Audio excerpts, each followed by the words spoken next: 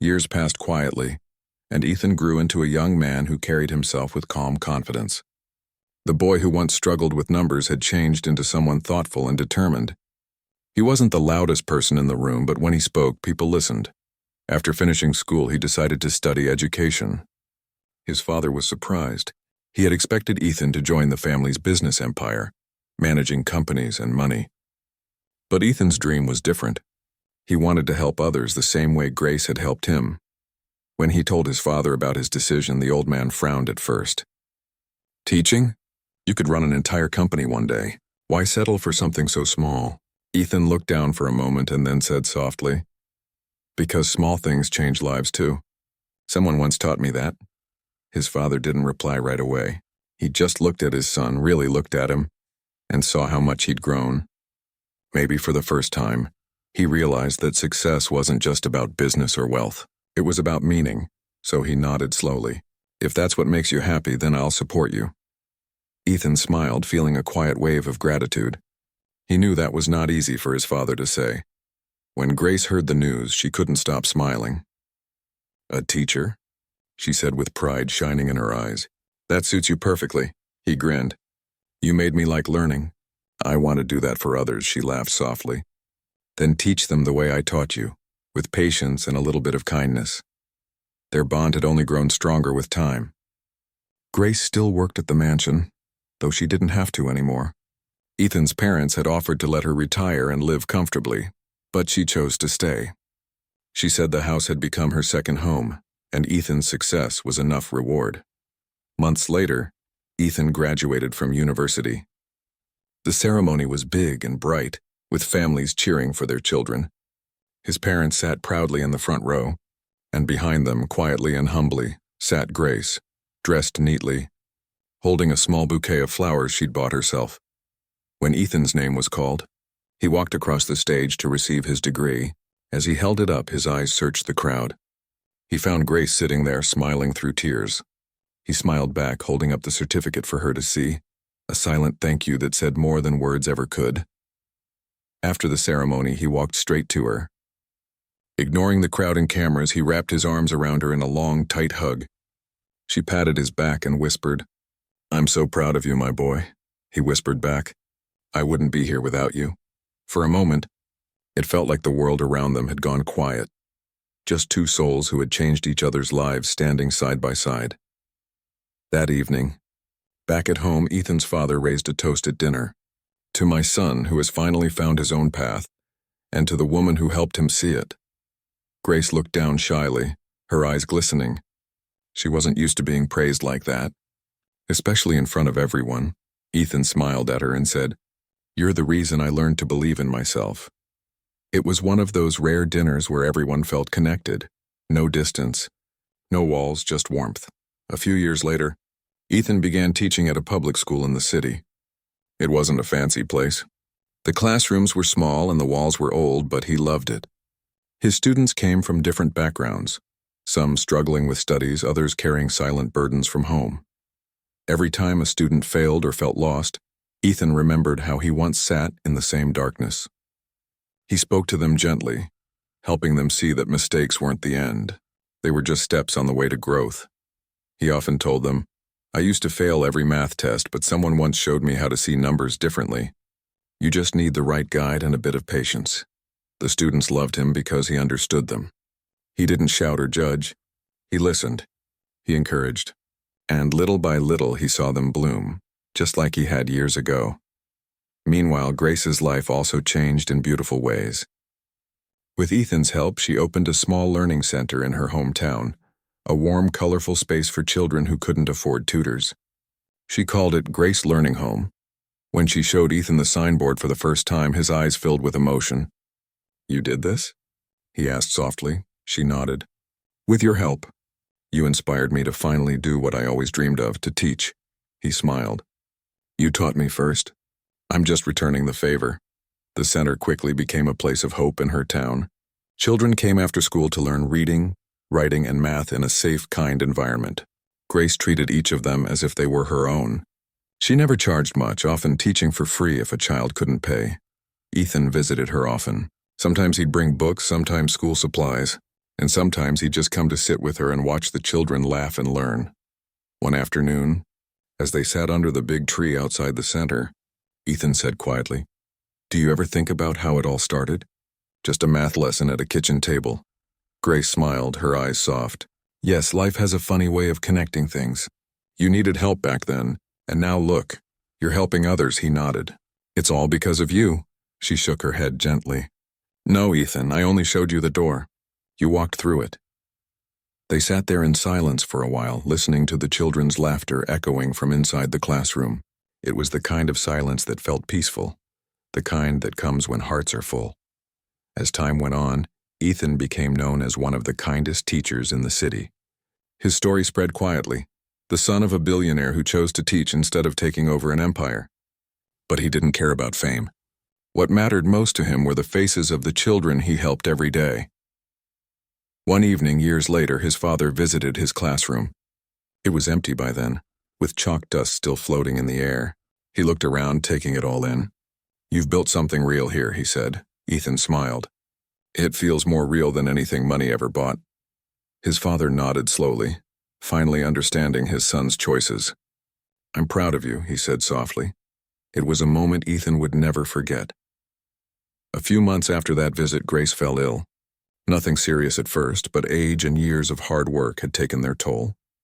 Ethan visited her every weekend, bringing her favorite tea and stories from his students.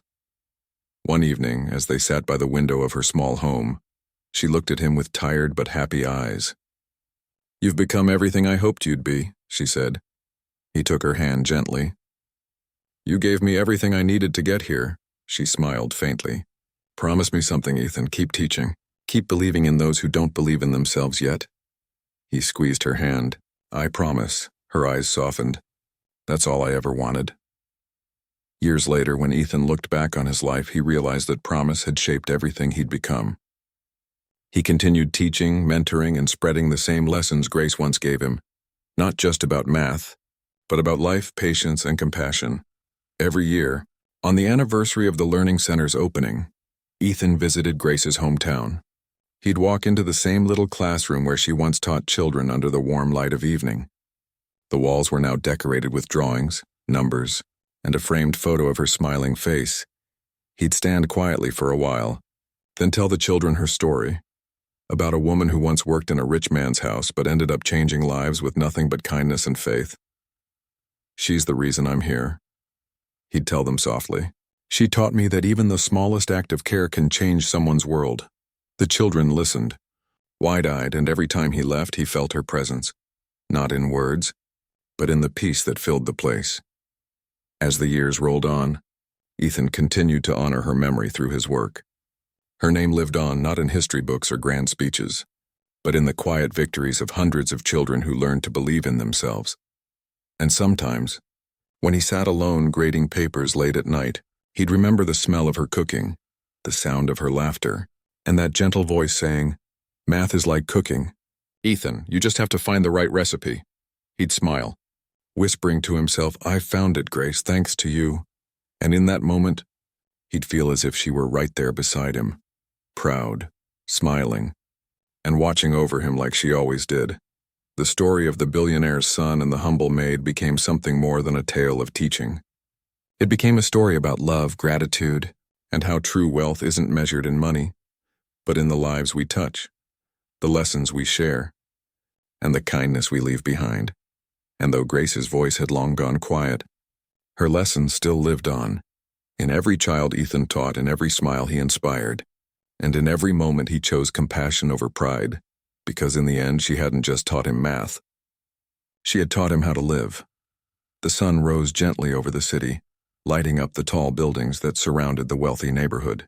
In the middle of that quiet lane stood a large white mansion with tall gates, trimmed gardens, and cars that sparkled like mirrors in the driveway.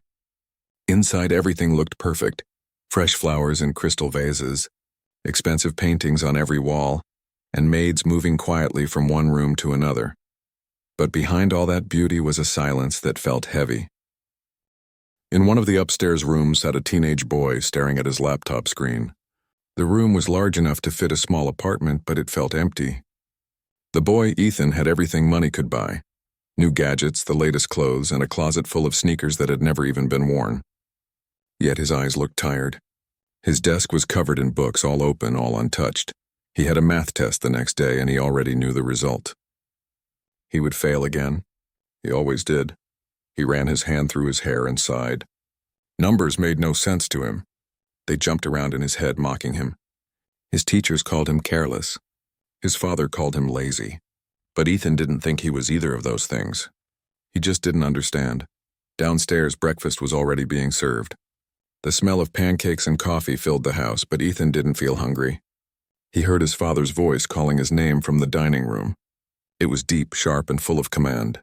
Ethan slowly made his way down, his shoulders heavy. His father sat at the long glass table, reading something on his tablet. Without looking up, he said, "Your report card came in yesterday." Ethan didn't answer. His mother, dressed neatly for her charity meeting, gave him a soft smile that didn't reach her eyes. "Maybe this time it's better?" she said hopefully. His father slammed the tablet on the table. "Better? He failed math again. That's the third time this year. Do you even realize how embarrassing this is for me?" Ethan looked down at his plate. His throat felt tight. He wanted to speak, to say that he was trying, that he stayed up late studying, that he wanted to make them proud. But he knew none of that would matter. "Do you even listen in class?" His father continued. "You've had private tutors, online lessons, everything. I could hire the best professors in the country if I wanted to. What else do you need?" Ethan's voice was barely a whisper. "I don't know." His father stood up, his chair scraping the floor. "You don't know. That's your problem. You don't care enough to know. If you keep this up, I'll send you to a boarding school where you'll have no distractions. Maybe that'll teach you something." Ethan felt his chest tighten. Boarding school. That meant being sent far away, alone, surrounded by strangers. He nodded silently, not trusting his voice. His father left the room. His mother sighed softly and touched Ethan's hand. "Try harder next time, sweetheart," she said. And left too. The maids cleared the table quietly, pretending not to notice the tension. Ethan sat there for a long time, staring at his cold pancakes. Later that day, when he was alone in his room, he looked out the large window. The city stretched endlessly before him. Tall towers, tiny cars, people moving like ants below. He wondered if anyone else felt like him, trapped in a golden cage. He thought about running away sometimes, just disappearing. But then he thought about how scared he was to fail at even that. That night, he couldn't sleep. He tried solving a few math problems again. He got every single one wrong. At some point, he closed his notebook and whispered, "I'm just not smart enough." The next morning, something changed in the house, though Ethan didn't notice it at first. A new maid had arrived. She walked through the gate quietly, holding a small bag. Her name was Grace. She was in her mid-40s, dressed simply but neatly. Her eyes were calm, and her face carried the kind of peace that came from experience. She had worked in many homes before, always with dedication and quiet strength. The head housekeeper showed her around, giving instructions about cleaning schedules, meal times, and house rules. Grace listened politely, nodding at everything. When she entered the main hall, she saw Ethan sitting on the couch, scrolling on his phone. He didn't look up when she greeted him politely. She smiled anyway. "Good morning, young sir." "Morning," he mumbled without looking up. She moved on, dusting the shelves, arranging books, wiping the glass table. But as the day passed, she began noticing small things about him. How he never finished his meals, how he stayed in his room most of the day, and how his books were scattered everywhere but never seemed to be used. That evening, while cleaning the study, she accidentally knocked over a pile of notebooks. When she bent down to pick them up, she noticed the pages. They were filled with math problems, numbers, lines, scribbles, and eraser marks. She could see effort in them, even frustration. She paused for a moment, her heart softening. She had seen this before, in her own children back home. She knew the look of a young mind struggling not because it was lazy, but because it had lost confidence. She carefully placed the books back and continued her work. The next morning, Ethan sat at the kitchen counter, trying to finish his homework before school. His eyes were half open, his hair messy. He looked defeated. Grace came in to serve breakfast. She noticed his notebook open in front of him, filled with red marks. "Math giving you trouble?" she asked gently. Ethan gave a short laugh. It always does. She smiled and leaned a little closer. Mind if I take a look? He looked at her, surprised. You? It's math, not cleaning. Grace didn't seem offended. Well, sometimes cleaning helps with math, too. Both need order. He hesitated, then pushed the notebook toward her with a smirk. Sure, knock yourself out. She glanced at the problem. Ah, fractions. I remember these, she said softly. She took a piece of paper and started explaining in a simple way, cutting imaginary apples, dividing them into parts, connecting it to something real. Ethan frowned at first, but then blinked. Wait, that actually makes sense, Grace nodded. See? It's not about the numbers. It's about how you look at them. He stared at her for a second, then looked back at his notebook. He redid the problem the way she showed him. The answer came out right. He checked twice to make sure. Whoa, he said, half laughing. That's the first one I've gotten right this week. Grace smiled.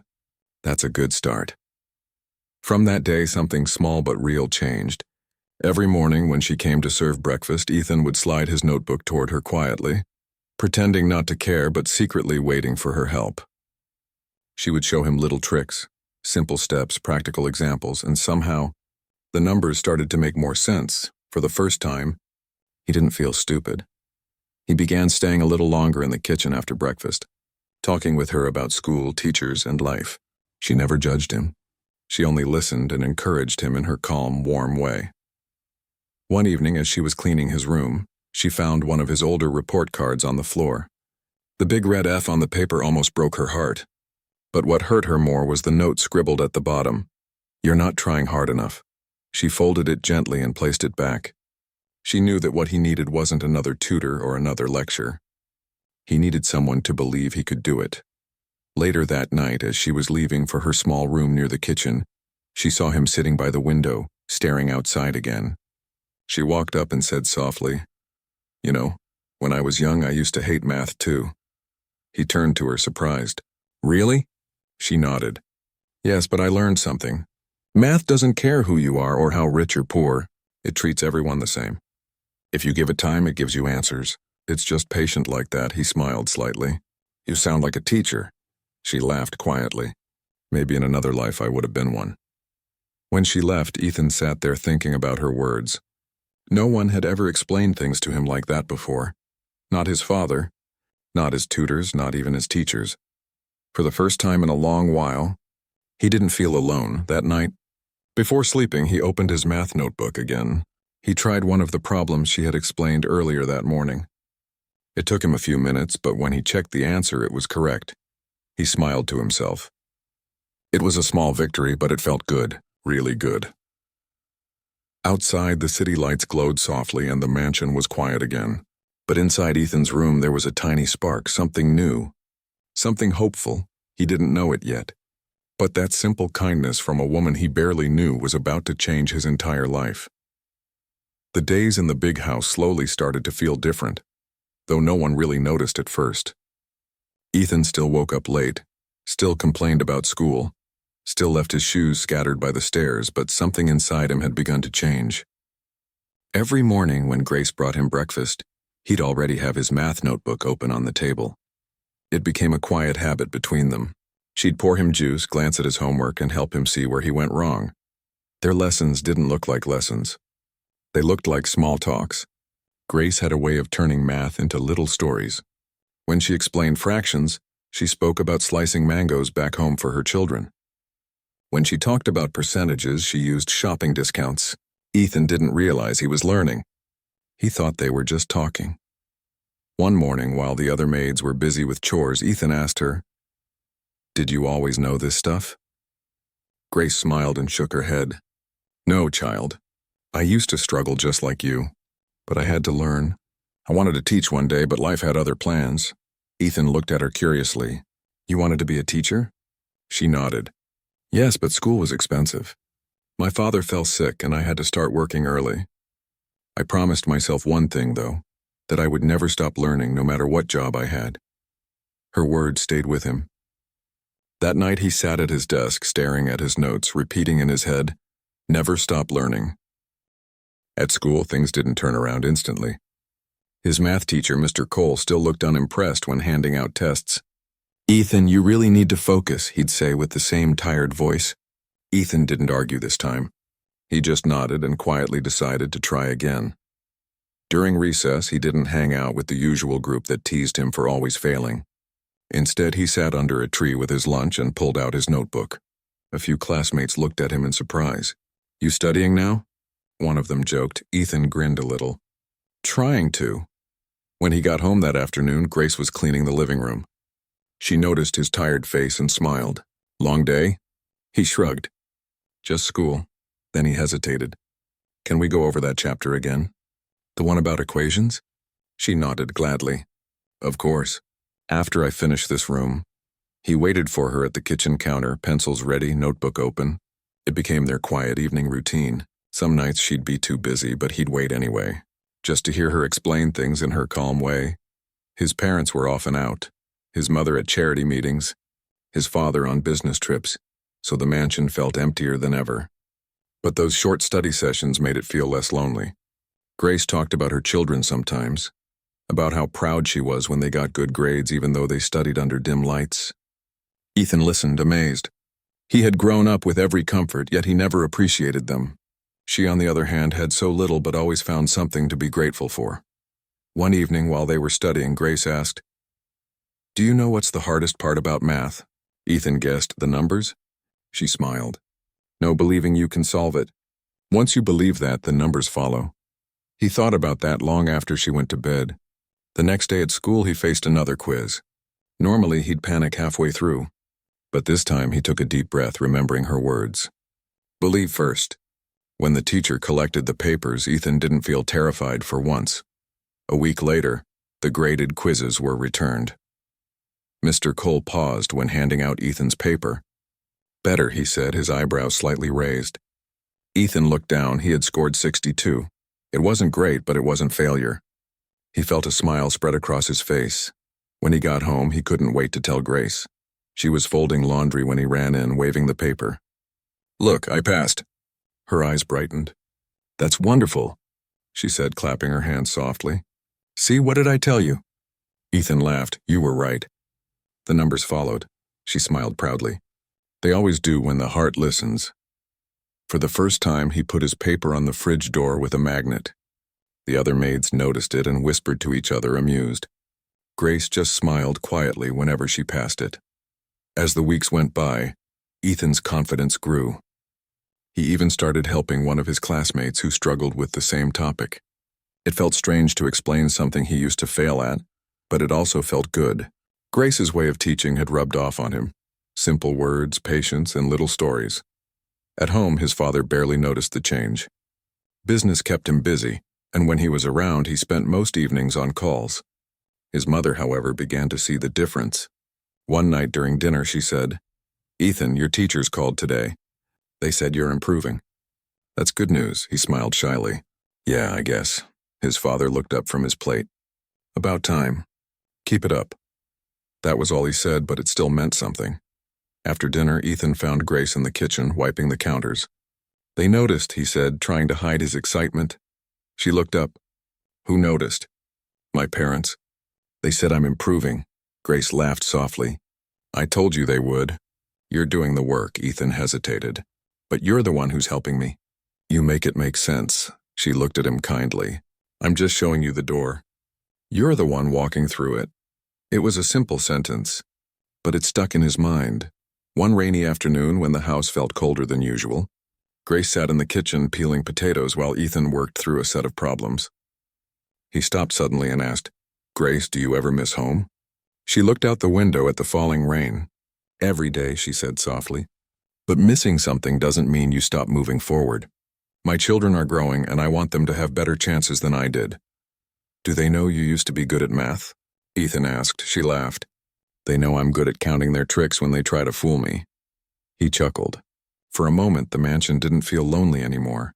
It felt alive, warm, and almost like family. A few days later, a small event at school gave Ethan another chance to prove himself. The teacher announced a mini contest for students who had improved the most over the term. It wasn't a big competition, but something in Ethan wanted to try. He signed up quietly. At home, he told Grace about it. Her eyes lit up. "You should go for it. Don't think about winning. Think about learning.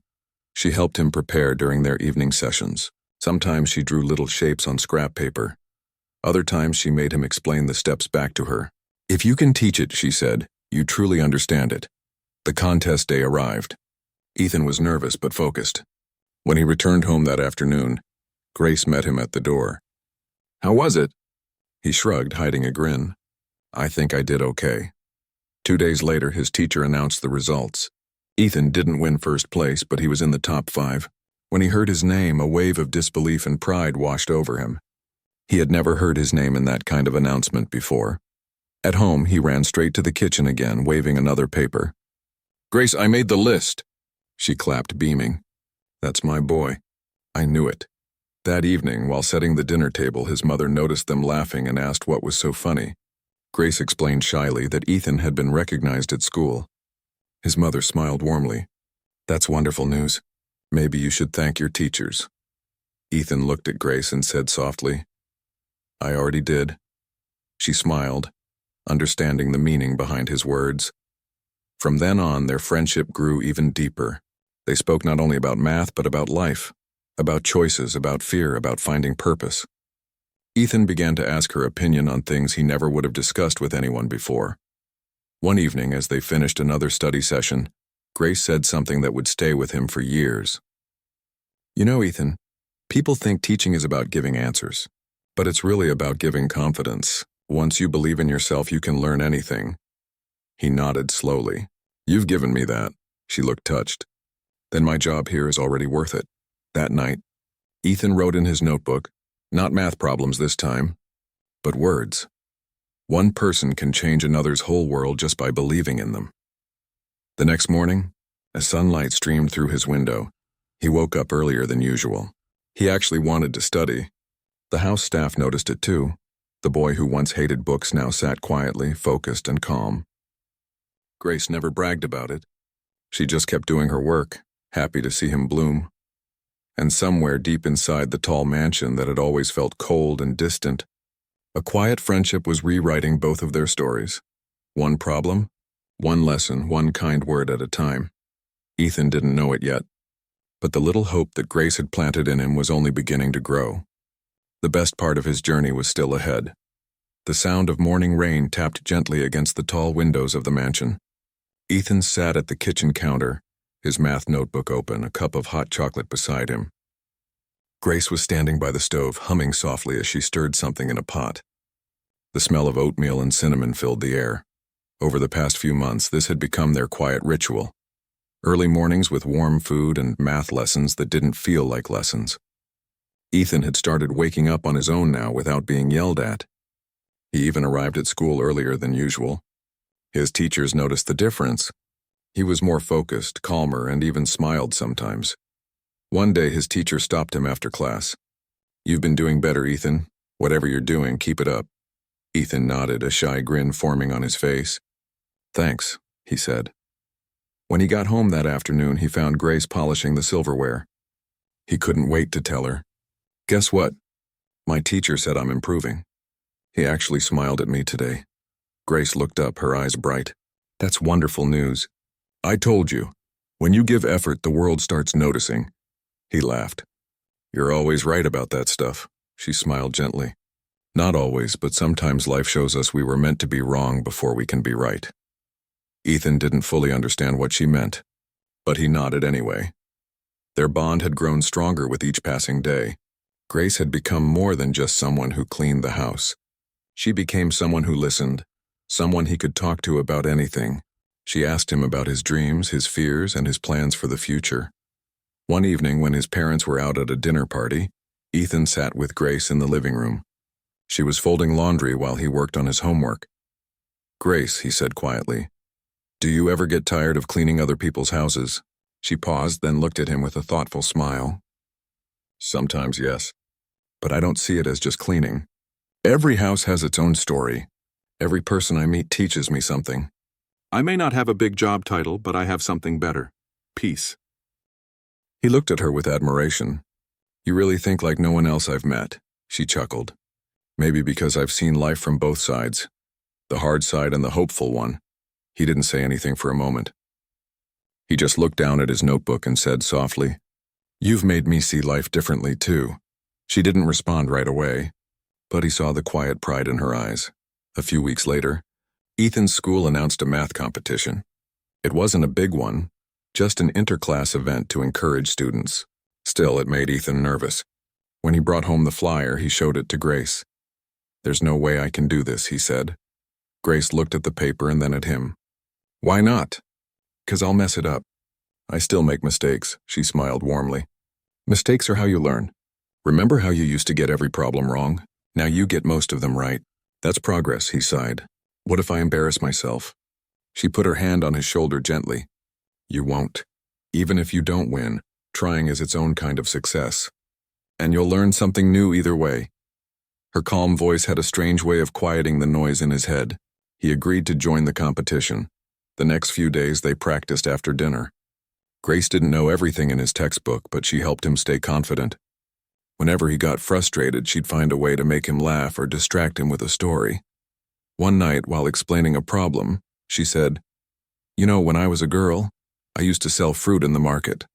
Math helped me count change quickly. I didn't realize I was learning something important. Every lesson life gives you comes in disguise." He nodded, smiling. "I guess my disguise is just math homework," she laughed. "Exactly." The competition day arrived. Ethan wore his uniform neatly pressed, his hair combed for once. Grace wished him luck as he left. "Remember," she said, "don't race against others. Just focus on what you've learned." When he reached school, his hands were shaking. He took his seat and waited for the paper to be handed out. As the exam started, he felt panic rise, but then he took a deep breath, hearing Grace's words in his mind. Believe first, the questions weren't easy, but he kept calm. When the bell rang, he had finished every question. He didn't know how he'd done, but for the first time, he didn't feel like a failure walking out of the room. Later that week, his teacher announced the results. Ethan's name wasn't at the very top, but he had placed fourth. His classmates clapped. Some even looked surprised. Ethan smiled, his heart light with pride. That afternoon, he rushed home. Grace was in the garden watering plants. He waved the paper in his hand. "I made it. Fourth place." She looked up, her face glowing. "That's amazing, Ethan." "I can't believe it," he said, almost out of breath. She set the watering can aside and said, "I can. I've believed it since the first day you stopped saying you couldn't." Her words made him pause. He realized she had been the first person who ever truly believed in him. That evening, during dinner, he showed his parents the paper. His mother smiled proudly, though distracted by her phone. "That's great, honey," she said softly. His father looked up from his laptop. "Fourth place, not bad. Maybe next time you can aim for first." Ethan nodded, not upset this time. He just said, "Maybe I will." After dinner, he went to the kitchen where Grace was washing dishes. "They saw it," he said. She smiled. "And what did they say?" He shrugged. "The usual. But it's okay. I didn't do it for them." She dried her hands and said gently, "You did it for yourself. That's what matters." He nodded, feeling proud in a quiet way. As weeks passed, Ethan started noticing how much he'd changed. He began helping classmates who were struggling. He raised his hand in class more often. Even his teacher seemed more relaxed around him. At home, Grace continued to guide him, not just in math, but in life. She taught him patience, gratitude, and kindness without ever meaning to. Sometimes she shared stories from her life that made him think deeply. One night, she told him about her son back home. "He's almost your age," she said softly. "He used to fail in school too. Not because he couldn't learn, but because he had to help me work. But he's doing better now. He wants to be a teacher one day." Ethan smiled. "He must be proud of you." She looked away, her eyes glistening slightly. "Maybe. I just hope I'm setting the right example." Ethan wanted to say that she definitely was, but his throat felt tight, so he just nodded. Over time, word of Ethan's improvement spread. Even his father's business friends mentioned it when they visited. "Your boy's finally shaping up," one of them said during dinner. His father just smiled proudly and patted Ethan's shoulder. It was a small gesture, but it meant the world. That night, Ethan went to find Grace. She was in the laundry room folding clothes. "Guess what?" he said with a grin. "Dad told his friends I'm doing well in school." She looked at him warmly. "See what happens when you work from your heart?" He laughed. "You were right again." Maybe one day you'll stop being surprised, she teased. He smiled and said, maybe one day you'll be the one surprised. Grace chuckled. I'd like that. Later, Ethan sat in his room looking around. For the first time, his books weren't just decorations. His desk was tidy, his walls filled with notes and reminders. He realized that learning didn't scare him anymore. That weekend, he helped Grace fix an old radio in the storage room. She showed him how to connect the wires properly, explaining it with patience. When the static cleared and music started playing, they both laughed. See, she said. Math and life, both about connecting the right pieces. He nodded. You make everything sound simple, she smiled. Because life already makes it complicated. Someone has to make it easier. That night, as the house fell silent, Ethan wrote in his journal again. He didn't write about school or grades. He wrote about Grace, about how someone so ordinary had done something extraordinary. She had changed him without even trying. He realized that sometimes, people who enter our lives quietly end up making the loudest difference. When he turned off the lights, he lay in bed with a small smile. For the first time, he didn't dread tomorrow. He looked forward to it, and while the rest of the house slept, Grace sat in her small room reading a letter from home. Her son had written that he'd passed his exams. She smiled proudly, whispering a quiet prayer of thanks. Two different worlds, one rich, one simple, had somehow met in kindness. And both were better for it. Neither of them knew that their story was just beginning. The next challenge would test not only Ethan's progress but also their bond, one that had grown stronger than either of them ever expected. The morning sun filtered through the curtains as Ethan sat by his desk, flipping through his notebook. The soft light made everything feel calm, but something inside him wasn't. It had been a few weeks since the math competition, and although he still felt proud of his progress, a quiet restlessness had started to grow in him.